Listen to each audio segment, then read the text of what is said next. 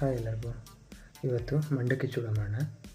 ಮೊದಲಿಗೆ ಒಂದು ಬಾಣಲೆಗೆ ಮಂಡಕ್ಕಿನ ಹಾಕ್ಕೊಂಡು ಸ್ವಲ್ಪ ಹುರ್ಕೊಳ್ಳೋಣ. ಸ್ವಲ್ಪ ಕ್ರಿಸ್ಪಿಯಾಗಿದ್ದರೆ ರುಚಿಯಾಗುತ್ತೆ. ಸ್ವಲ್ಪ ಬಿಸಿ ಮಾಡಿಕೊಂಡ್ರೆ ಸಾಕು.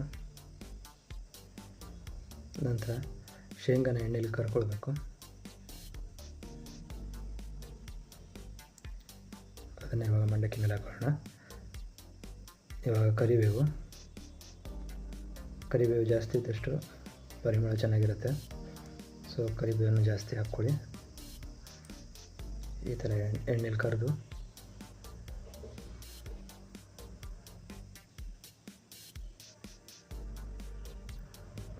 ಅದಕ್ಕೆ ಸೇರಿಸ್ಕೊಳ್ಳೋಣ.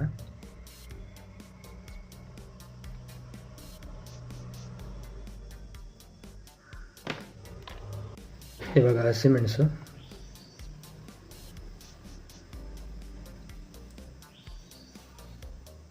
ಚೆನ್ನಾಗಿ ಕ್ರಿಸ್ಪಿ ಆಗೋವರೆಗೂ ಕರ್ಕೊಳ್ಬೇಕು. ಅದಕ್ಕೆ ಸೇರಿಸ್ಕೊಳ್ಳೋಣ. ಹಾಗೆಯೇ ಬೆಳ್ಳುಳ್ಳಿ,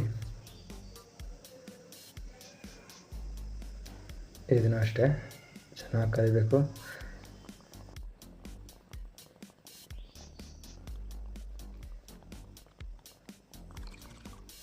ಅದನ್ನು ಸೇರಿಸ್ಕೋಬೇಕು. ಇವಾಗ ಎಣ್ಣೆ ಬಿಸಿ ಮಾಡಿಕೊಂಡು ಅದಕ್ಕೆ ಒಂದು ಅರ್ಧ ಸ್ಪೂನು ಸಾಸಿವೆ,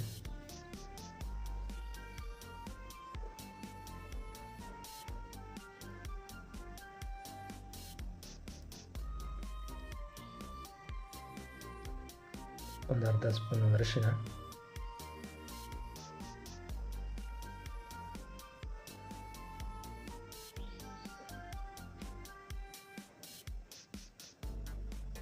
ಹಾಗೆಯೇ 1 ಸ್ಪೂನು ಖಾರದ ಪುಡಿ,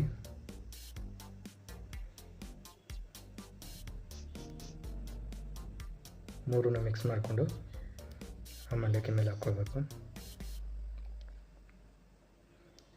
ಹಾಗೆಯೇ ರುಬ್ಕೊಂಡಿರೋ ಪುಟಾಣಿ, ಸಕ್ಕರೆ, ಹಾಗೆಯೇ ಉಪ್ಪು ಅದನ್ನು ಸೇರಿಸ್ಕೊಂಡು ಮಿಕ್ಸ್ ಮಾಡಿಕೊಂಡ್ರೆ ರುಚಿಯಾಗಿರೋ ಮಂಡಕ್ಕಿ ಚೂಡುವ ರೆಡಿ.